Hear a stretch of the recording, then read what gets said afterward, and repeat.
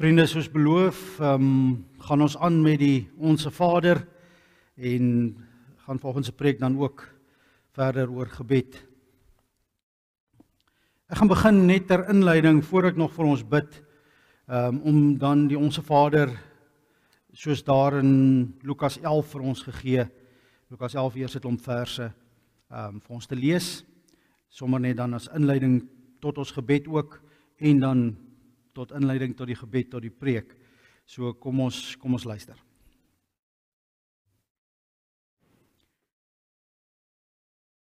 Jesus was ergens op 'n plek besig om te bid.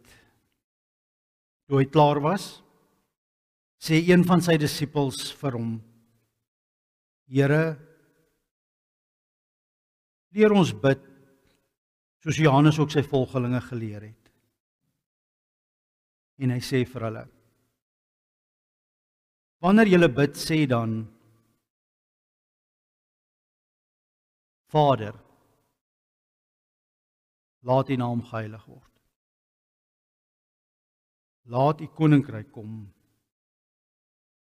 Gee ons elke dag ons daaglikse brood en vergeef ons sondes, want ons vergeef ook elkeen wat teen ons oortree.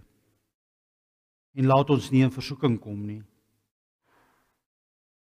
Verder sê hy vir hulle, en dan praat Jesus verder oor 'n pa en sy kinders. Vriende, kom ons buig die hoofde en dan bid ons saam. Voor ek begin bid, gaan ek sommer so met toe oë net vir ons 'n paar goed sê ter inleiding.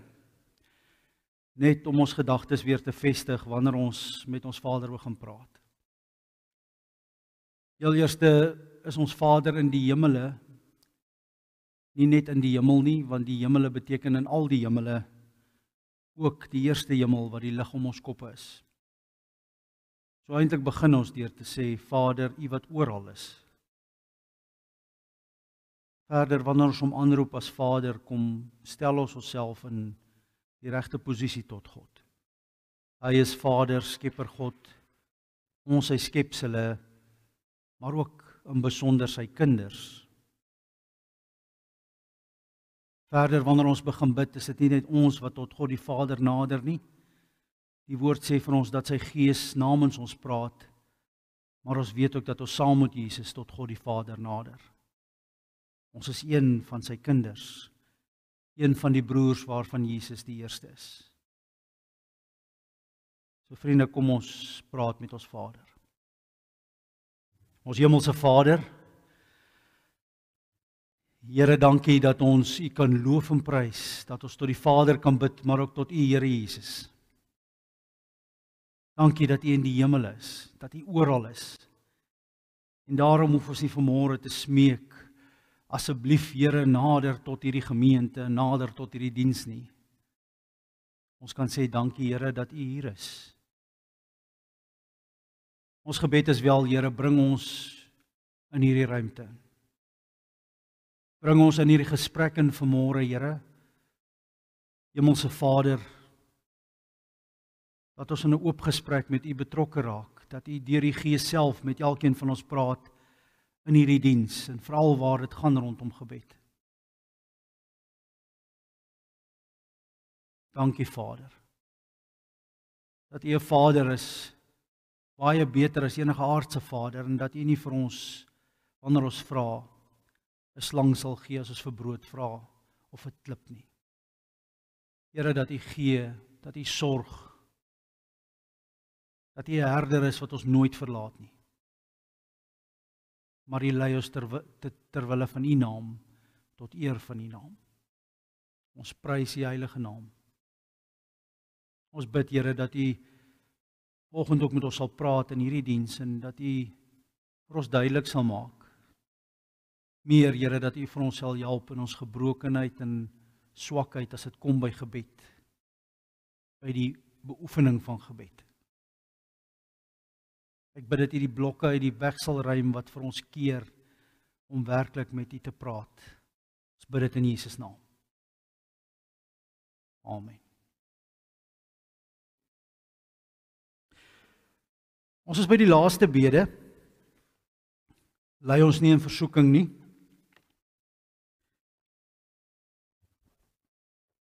Laat ons nie in versoeking kom nie, is die bede daar in Lukas 11.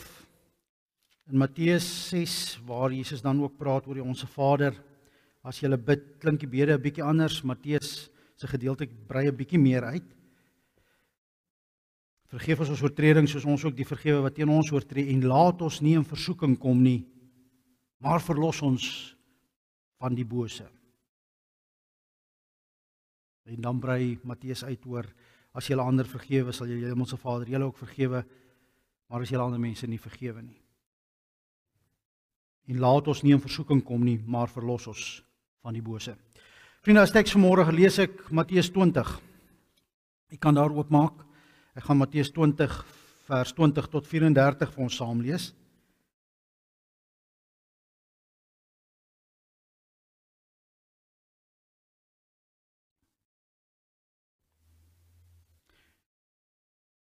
Toe kom die vrou van Zebedeus met haar 2 seuns by Jesus en kniel voor hom om 'n guns te vra. Wat kan ek vir u doen? Vra hy vir haar. En sy sê vir hom, beloof my dat hierdie 2 seuns van my in u koninkryk langs u mag sit. Een aan die regterhand en een aan u linkerhand. Toe antwoord Jesus, julle weet nie wat julle vra nie. Kan julle die lydingsbeker drink wat ek gaan drink? Ons kan, antwoord hulle. Jesus sê toe vir hulle, ja, my beker sal julle drink, maar aan my regter en linkerhand en my linkerhand, maar om aan my regter en my linkerhand te sit, daaroor besluit ek nie. Dit is vir wie my Vader dit gereed gemaak het. Toe die 10 ander disippels dit hoor, was hulle kwaad vir die 2 broers. Jesus roep hulle toe nader en sê, julle weet dat dit by die nasies so is, dat die regerders oor hulle baas speel, en dat die groot manne die mag oor hulle misbruik. Maar by julle moet dit nie so wees nie. Elkeen wat in julle kring groot wil word, moet julle dienaar wees. En elkeen wat onder julle die eerste wil wees, moet julle slaaf wees. So is dit ook met die Seun van die mens. Hy het nie gekom om gedien te word nie, maar om te dien en sy lewe te gee as losprys vir baie mense. Ek het nogal gedink, wat het hierdie gesprek met Jesus vooraf gegaan? Was dit die ma se idee? Was dit die 2 seuns se idee? Dit lyk tog of die ma die inisiatief neem hier en vir Jesus nader. En dan kan ek my nou nogal indink hoe sy daar iewers sit en sê, julle is nou by die huis, ek wil so 'n bietjie met julle praat. Ek het nou gedink, ek gaan na Jesus toe gaan en ek gaan vir hom vra dat hy hierdie ereposisies vir julle gee, want hulle het baie goed verstaan waaroor dit gaan. In daardie tyd, omdat daar nog koningshuise was, en omdat die koning se regter en linkerhand sy raadgewers was, baie keer sy vrou aan die een kant, en dan sy raadgewer aan die ander kant, dat daar 3 trone was, nie net altyd een nie, wil sy sommer haar seuns center stage ophef, by almal en by die dinamika van die groep en almal verby, wil hierdie ma na Jesus toe kom, en dan sê sy nogal vir hom, beloof my. Manipulasie op sy beste. Vriende, daar's 2 tipes blindheid in die wêreld. En baie snaaks, die volgende gedeelte praat oor die ander tipe blindheid. Hierdie gedeelte wat ons pas gelees het, praat oor die eerste tipe blindheid. Die verstaanblindheid. Die volgende gedeelte, as jy net verder lees, staan daar, toe Jesus uit Jerigo uitgaan, het 'n groot menigte hom gevolg. 2 blinde mans wat langs die pad gesit het gehoor dat Jesus verbygaan. Toe roep hulle uit, Here, seun van Dawid, ontferm U tog oor ons. En dan maak hy hulle stil en op 'n oomblik roep hulle nog steeds en hy kry hulle innig jammer en hy vra, wat wil julle hê moet ek vir julle doen? Vers 33 hulle sê toe vir hom, Here, dat ons oë oopgaan. En dan het Jesus hulle oë aangeraak en onmiddellik het hulle gesien en hulle het hom gevolg. Dis die ander tipe blindheid. Dis die fisiese blindheid. Maar hierdie ma lei aan die eerste tipe blindheid, die blindheid van nie verstaan nie. Die blindheid van hierdie arrogansie wat daar by die mens bestaan, en hierdie ma is nie alleen hierin nie. Vriende, in 'n sekere sin lei ons almal hieraan.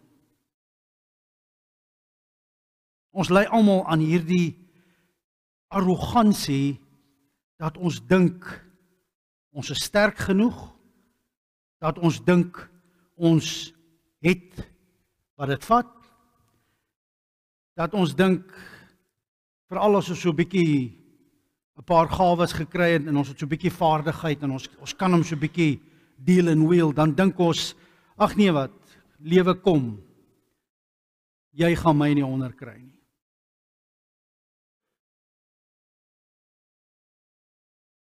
Ongelukkig is hierdie selfde arrogansie die slegste ding waarmee ek in die kerk te doen kry. Ek het soveel keer al in my bediening gesê, die ding wat my die grootste verras het in die kerk en wat my die grootste geskok het in die kerk, is by elke gemeente waar ek kom, dat mense hulle mag oor ander wil gebruik. Dat mense mag oor ander wil kry. Ek het laas in die reeks gesê, op jou end moet ek seker nie verbaas wees nie, want as dit gaan oor koninkryke, dan besef 'n mens, dis waarmee ons almal besig is. Ons is almal besig met ons eie koninkryk, ons eie godendom. Dis nie net 'n koninkryk nie, dis 'n goddelike koninkryk, want dis belangriker as God. Dis ons domein in die lewe, en ons sal alles vat wat ons kan, en ons sal alles byvoeg wat ons kan, en dan is dit seker maar net natuurlik dat mense ander mense beheer oor wil uitoefen. Of dat wanneer mense in gesagsposisies aangestel is, min mense verstaan dat 'n gesagsposisie in die kerk veral kom as dienaarskap. Die wat eerste wil wees, moet juis die minste wees. Mense verstaan dit nie. En dan kry mens van die lelikste goed in die kerk, en soos iemand skryf, die kerk is baie keer meer wêrelds as die wêreld. En op hierdie terrein sien ons dit baie keer, en bring dit baie skade. Maar dit bring ons by die hart van die laaste versoek, die laaste strofe van die Onse Vader. As ons daar in Lukas 11 kyk, ons het deur almal gewerk, ons het begin by 'n verheerliking van God. Vader, laat U naam geheilig word. Ons het begin waar ons Onse Vader groot maak en verheerlik, en ons het 'n bietjie stil gestaan en daaroor gaan praat, en ons het gepraat oor koninkryke, maar daarna sê ons, laat U koninkryk kom, laat U naam geheilig word. Vriende, dis ook net reg dat hierdie gebed dan eindig met 'n stuk erkentenis. As jy gedink het hierdie strofe gaan oor spiritual warfare, dan maak jy baie groot fout. Dit gaan oor menslike warfare. Hierdie laaste frase, al vra dit ook, en weerhou ons van die bose, maar dis nie by albei ingeskryf nie. Die groot ding waaroor dit hier gaan, is eintlik om ons op die regte plek in hierdie verhouding tot God te kom plaas. In die begin maak ons vir God groot, en ons erken wie God is, en ons herinner ons wie God is, en ons prys weer God se naam, en ons vra dat sy eer herstel word, en ons vra dat sy koninkryk terugkom, en ons vra dat die mens, en veral die kind van God, in die regte verhouding kom staan. Vader, maar Skepper Vader, goddelike Vader, U wat ons gemaak het. Hier aan die einde van die gebed, nadat ons gevra het, Here, maar ons maak ook foute, Ons sondig teen ander, vergewe ons, kom ons by die laaste en die dieper fase. Here, ons is nie eintlik so groot of so sterk nie. Here, ons dink ons is opgewasse vir alles wat die lewe vir ons inhou, maar nie regtig nie. Ons kom erken eintlik ons swaksinnigheid, ons swakheid. Here, weerhou ons tog van versoekings, want elke versoeking kan lei dat ons sonde doen, maar dit gaan nie fisies oor die sonde hier nie. Die sonde is nie die groot ding waarop hierdie laaste frase fokus nie, dis eintlik die taai van die lewe. En dan ons toestand en daar die taai van die lewe, wat dit aan ons doen, dit gaan oor ons eie swaksinnigheid, ons eie swakheid, ons eie feebleness is die Engelse woord daarvoor. Dat ons maar nie van te veel of te kragtige materiaal gemaak is nie. 'n Paar jaar terug, toe ons in Dandie was, toe kontak 'n vriend my, en hy sê, Gerard, ons wil volgende jaar se einde die Otter gaan stap, ons is soveel mense op hierdie stadium, wil julle saamkom? Ek sê, yes, ons wil saamkom, verseker, maar ons kort nog 6 mense of wat ook al. En ek kry toe nog mense, en op die ou end het ons die volle getal wat ons vir die Otter nodig het, want daar is soveel beddens en elke dag begin 'n nuwe groep stap, so jy kom vanaand aan waar die vorige groep gisteraand geslaap het. Maar dit gebeur toe ook, toe daardie tyd nader kom, dit verskriklik reën hier in die Suid-Kaap, en ons moet kort bel en hoor, is die Otter nog oop om te stap, want is op hierdie rand van die riviere is almal in vloed. Dit kan wees dat ons die oggend na kom en hulle sê, sorry, Otter is gesluit, julle kan nie verder stap nie. Ons het die vorige mense gaan uitkry. Maar dit is toe nou op hierdie rand, die riviere is in vloed, maar dit is nou nog net daar waar hulle nog toelaat dat jy stap, maar hulle waarsku vir jou, julle gaan baie versigtig oor die riviertjies moet gaan. En nou weet ek nie wie van julle al die Otter gestap het nie, maar dis berg op, berg af, deur 'n rivier, berg op, berg af, berg op, berg af, deur 'n rivier, berg op. So gaan dit elke dag. Ek het letterlik gestap en dan tel ek, dan kom ek so om 'n draaitjie, want hy maak baie keer sulke sirkels teen die kop op. Dan kom ek so om 'n draaitjie, sien ek hier's 'n hoë boom se stam wat hier onder begin. Dan loop hy draaitjie, dan loop ek tot by die top van die hoë boom, dan vat ek 'n volgende hoë boom en so het ek myself besig gehou wanneer ek moes klim. Dan tel ek 6 sulke hoë bome voor ons bo uit is. En dan gaan ons weer af, die hele pad weer af. Toe ek daar het laas, toe sê ek vir Daniela, hier's my sak, hier's my skoene, ek klaar moet stap, klaar ooit. Dit het nou seker wat 15 jaar gevat. Ek sien nou weer kans vir ene, maar dit het lank gevat. Sê sy daarbo, o. Sy glo my nie. Punt is, ons kom by 'n rivier. En nou op daai stadium toe ek lekker wit water geroei, kort. So ek staan en kyk die rivier en ek sê vir hulle, wow, daar's 'n eddy. Kyk, hier's 'n stroom. Kyk daar. Toe sê die klomp, wel Gerard, nou moet jy maar help. Ons moet hier oorkom. So ek trek toe alles wat ek kan uit. Basies swemklere aan en 'n paar plakkies. En toe het ek letterlik opgestap in die rivier, ingespring en afgespoel tot teen 'n rots, vasgeskop, van hom al weer weggeskop, oorgegaan. En toe het ek vir almal gesê, julle het gesien wat ek gedoen het. Julle moet basies dieselfde doen. En dit was vir my die hoogtepunt amper van die Otter gewees, want ek kon almal in die groep, veral 'n klomp van die jonger mense en die vroue oorhelp. Ons het hulle sakke aangegee op 'n manier met 'n tou en 'n ding. Van die goed het in die water geval, ons moes hulle onder gaan vang. Maar dit was amazing om in die stroom te moes saamwerk. Jy moes jouself oorgee in die stroom, dat jy jou teen 'n rots vasspoel. Daar kon jy trapplek kry en dan moes jy wegskop en so het ons dit oorgemaak. Punt was net, as jy daai dag in daai rivier geklim het en jy sommer net probeer oorloop, het hy vir jou gespoel tot in die see. Jy moes leer en dan moes vaardigheid inkom van, wat is hier aan die gang?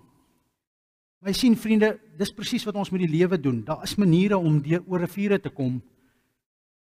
Maar ons dink, ons is gebore met die instink soos 'n dier, wat sommer net die riviere van die lewe kan vuis. En dan slaan ons daai riviere. Siekte, dood, bankrotskap, verlies. Baie keer is dit net die swaar van menseverhoudings, of die swaar van al die fases waardeur jy moet gaan, een na die ander. Die ergste goed in die lewe wat ons baie keer challenge, is goed waarvoor ons geen opleiding kry nie. Ek sê baie keer dat kinders sê, die diepste water is waar jy inspring, en jy kry daarvoor amper geen opleiding nie. Jy moet inspring en begin swem. Jy gaan vir hierdie ou klassietjies hier en daar, maar dit is net om die boonste laagie af te skep. Die res van die goed moet jy leer. Die van die wat al by my gesit het, ken die raad wat ek dan gee. Die van die wat nog by my gaan sit, gaan die volgende hoor. Wanneer jy by my kom sit en jy huil en die lewe is te erg en jy sien nie meer kans nie, gaan ek jou heel moontlik na Jeremia toe vat. Want op 'n stadium as jy Jeremia lees, dan kom jy agter Jeremia is deur moeilike goed. Terwyl die Here vir hom gesê het, ek sal by jou wees, ek sal jou dra, jy moet vir die mense sê wat ek vir jou sê. En dan gaan skryf Jeremia klaagliedere. So daardie dag as die lewe se riviere vir u gerol het en jy kom sit by my, gaan ek die volgende vir u sê. Ek gaan vir u gaan lees wat Jeremia sê vir die Here, want hy is ontnigter.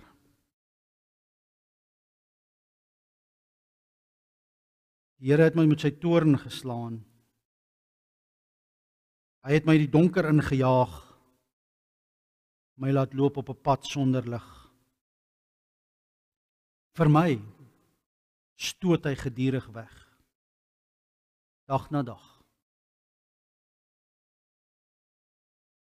Hy het my hele liggaam laat wegteer.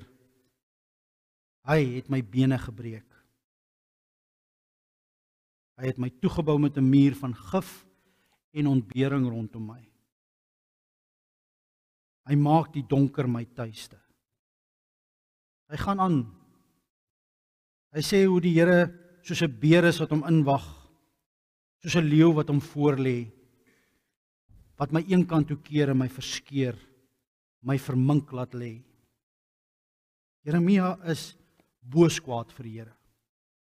Hy is booskwaad vir wat die Here hom laat deurgaan en wat die Here met hom doen.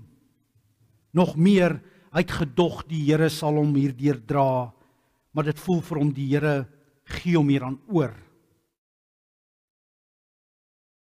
En daar's so 'n breekie tussen hierdie verse waar Jeremia die Here een verse, hy sê op 'n stadium, u breek my tande in grys klip. Ek sal baie keer die voorbeeld gebruik om te sê die Here trap jou gesig in die teer vas. Dis die ervaring wat Jeremia het van die lewe, van waardeur hy moet gaan ter wille van die Here. En nou kom hy by vers 20. En dan sê hy, dit het so ver gegaan dat ek gedink het, dis klaar met my geloof. Die gedagte aan my ellende, vers 18 eers. Ek het gedink, dit is klaar met my en met my hoop op die Here. Wat sê hierdie sin? Ek het gedink, dit is klaar met my en met my hoop op die Here. Jeremia sê hier, ek het gedink, ek het by die punt gekom waar ek my geloof gaan opgee. Hoop op die Here is 'n sinsnede vir jou geloof in die Here. Ek het by die punt gekom waar ek gesê het, ek het my hoop in U geplaas, U het my teleurgestel. Ek het gedog, ek gaan die volgende woorde sê, ek is klaar met God wat hom die Skepper noem. Dit was sy volgende woorde. Die gedagte aan my ellende en my vreemdelingskap is gal en gif vir my. As ek daaroor nadink, draai my gedagtes vas. So net voor Jeremia hierdie woorde sê van, ek is nou klaar met U, sê maar, my ellende en my swaar kry is te veel vir my gedagtes het loop vasdraai, my engine hier binne het gestrip, ek is gesies, en dan raak hy stil.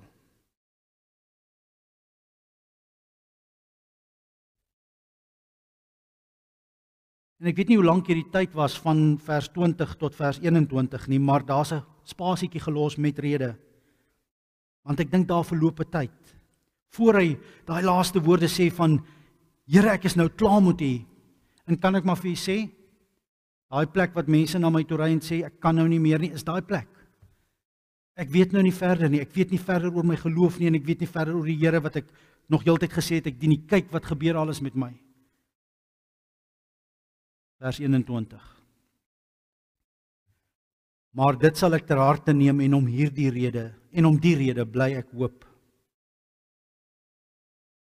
Deur die liefde van die Here het ons nie vergaan nie. Dan verduidelik ek dit so aan mense. Was jy al regtig in 'n rivier wat vir jou gerol het? Of was jy al in 'n brander, daai's wat jou sommer so 'n paar keer laat tuimel, jy's oral vol sand, jy spoeg sand uit, jy het water gesluk, jy's gedisoriënteerd. Was jy al in so een gewees? Dis wat die lewe met ons doen. En dan dink ons, God stuur ons in hierdie lewe in, sodat dit nooit met ons sal gebeur nie. Ons gaan in die riviere van die lewe in, en ons het gedink ons gaan vlei daar deurstap. Ons voet sal ons nie teen 'n klip stamp nie, ons sal bo die water skiem, ons sal aan die ander kant uitkom en sê, sien julle oukies, ek het gesê, dien die Here, en niks slegs gebeur ooit met julle nie. En as ons ervaring presies die teenoorgestelde, alles slegs gebeur met ons. Dit rol ons. En dan sê ek altyd vir mense, ons maak 'n som verkeerd. Ons onderskat die diepte en die sterkte van die riviere van die lewe totaal nou. En as ons die dag daarin is, dan rol daai rivier vir ons, en dan is ons kwaad vir die Here omdat ons gerol is. Maar dit vat daai oomblik wat jy aan die ander kant gaan sit, stikkend, vol bloed, paps op nat, deur mekaar. Maar as jy genade kry om ander perspektief te kry op die gebeure, dan te besef, dank die Here dat ek lewe. Dat ek vandag deur hierdie rivier gekom het en ek lewe. Prys die Here want hy was getrou dat hy my lewe bewaar het, want die rivier was baie dieper as wat ek gedink het. En dis presies wat die lewe met ons doen, en dis presies wat Jeremia hier leer. Maar dit sal ek ter harte neem, en om hierdie rede bly ek hoop. Hy kon net so al gesê het, gaan ek in die Here bly glo. Deur die liefde van die Here het ons nie vergaan nie. Daar is geen einde aan sy ontferming nie. O, die mooiste woorde, dit is elke môre nuut. Vers 23, die ontferming van die Here is elke môre nuut. En my woorde is baie keer vir mense, in tye soos hierdie vertrou jy dag tot dag op die Here, en jy vat hierdie woorde en jy sê vir die Here, Here, ek hou vas hieraan, dat u genade vir hierdie dag, u ontferming vir hierdie dag, gaan vir my genoeg wees. Dis of die Here vir jou elke oggend dan 'n nuwe handvol genade kom gee vir daardie dag. En hy jou deurlei vir daardie dag.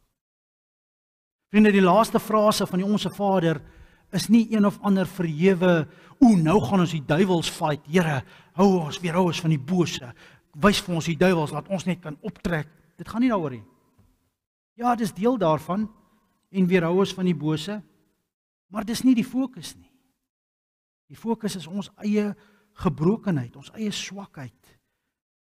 Dis om ons in 'n eerlike plek voor God te kom staan, om te sê, Here, hou in gedagte wat ons is.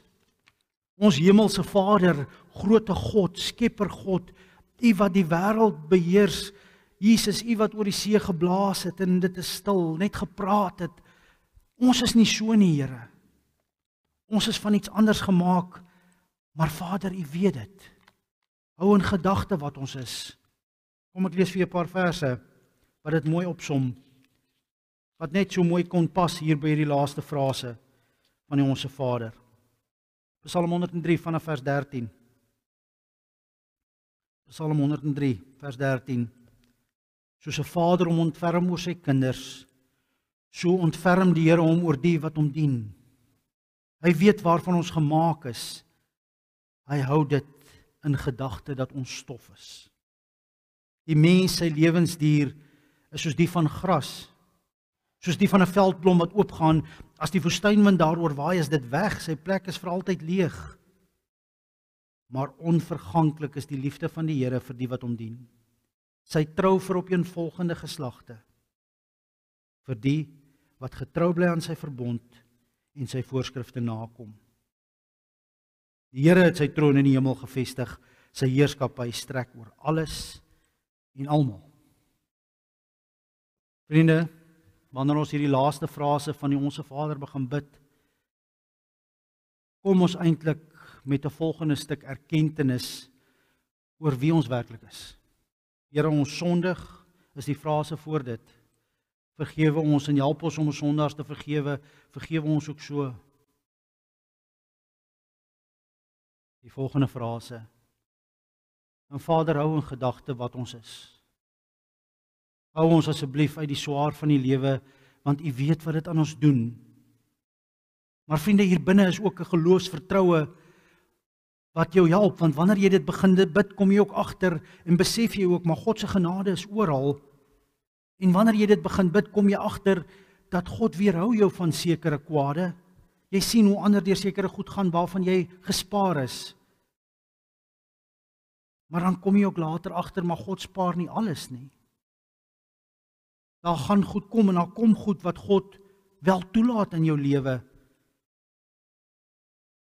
Maar dan is hierdie frase se doel ook om 'n geloofsvertroue by ons te begin skep dat Vader, ek vertrou dat wanneer U hierdie gebed van my nie so verhoor nie, wanneer U my nie weerhou van sekere kwade nie, weet ek dat U in die trouheid oor my lewe regeer.